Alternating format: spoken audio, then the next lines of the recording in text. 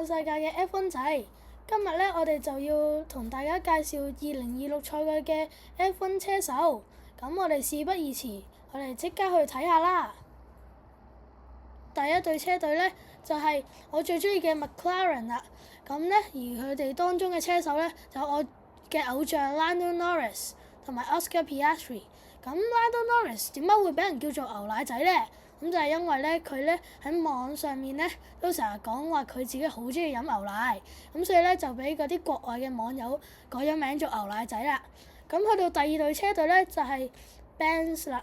咁佢哋嘅車手有 George Russell 同埋 Kimi Antonelli。咁唔知你哋又覺唔覺得 George Russell 好似胡迪咧？而我都覺得有啲似，仲有啲搞笑添。而第三隊車隊咧就係 Red Bull 啦。咁咧佢嘅車手有 Max Verstappen 同埋 Isaac Hadjar， 而 Max Verstappen 都有個花名就係叫做韋少啦。咁去到第四隊車隊咧，咁就係到大家都知道嘅法拉利啦。咁佢哋嘅成員有 Lewis Hamilton 同埋 Charles Leclerc。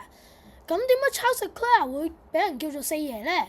咁就係因為咧，佢咧成日都喺排位賽同埋正賽裏面咧，都就係攞到第四嘅成績，差一步就去到頒獎台啦。咁所以都俾啲網友笑稱做四爺。咁去到第五個車隊咧就係 Williams 啦。咁我哋嘅車隊成員有 Alex Albon 同埋 Carlos Sainz。咁而去到第六隊車隊就係細紅牛啦。咁佢哋嘅成員有 Liam Lawson 同埋Arvid Lindblad。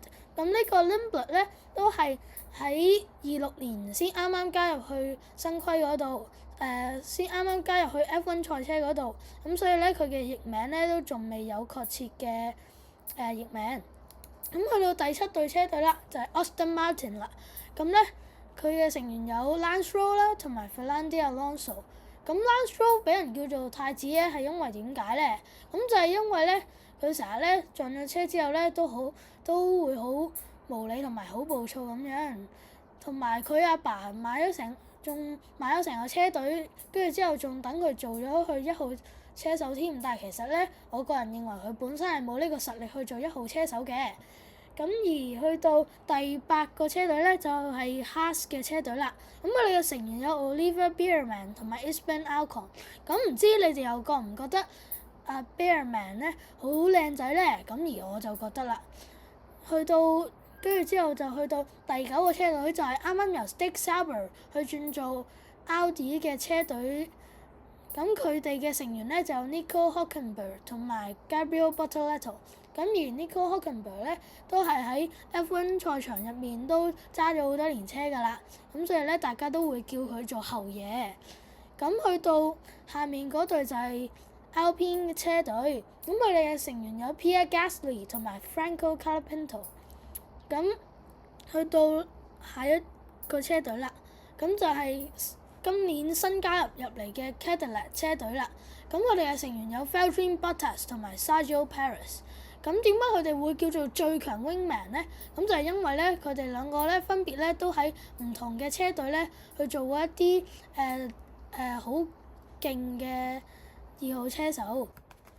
咁我哋今日咧都好多謝呢個 SDB TV， 因為咧我哋咧都喺 Instagram 嗰度咧借用咗佢嘅相嚟做今日呢條影片。咁我哋今日呢條影片就差唔多結束啦。咁如果你中意我哋嘅 channel， 咁就記得 like and subscribe。咁如果你想睇更多嘅影片嘅話，咁記得繼續追蹤我哋。咁我哋今日呢條影片就完啦，拜拜。